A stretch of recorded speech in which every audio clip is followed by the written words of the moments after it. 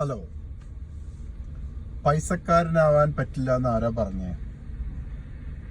നമ്മൾ എല്ലായ്പ്പോഴും പൈസ ഇല്ലാതെ, നമ്മൾ ആഗ്രഹിച്ച സാധനങ്ങൾ വാങ്ങിക്കാതെ മറ്റുള്ളവരുടെ സഹായം തേടി നിൽക്കേണ്ടവരാണോ? നമുക്ക് ഒരു ജീവിതമല്ലേ ഉള്ളൂ.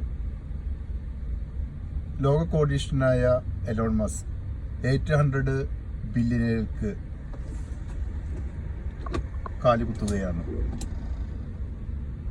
വെറും ഒരു ചെറിയ ഓഫീസ് റൂമിൽ നിന്ന് തുടങ്ങിയതാണ് എലോൺ മസ്ക്. ലോകത്തെ ഏറ്റവും വലിയ കോടീശ്വരനായി തീർന്നിരിക്കുകയാണ്. അതുകൊണ്ട് നമുക്കും ചിലതൊക്കെ ആവാൻ പറ്റും.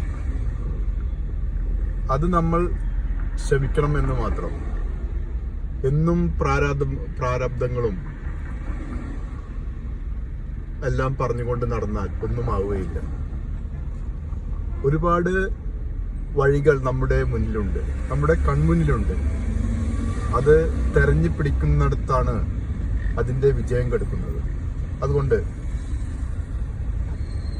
അന്വേഷണങ്ങൾ നിർത്താതെ ഇരിക്കുക. എന്ന് നമ്മുടെ അന്വേഷണങ്ങൾ നിർത്തുന്നുവോ, അന്ന് നമ്മൾ പരാജയം സംഭവിച്ചു. അതുകൊണ്ട് തുടരുക. Take care.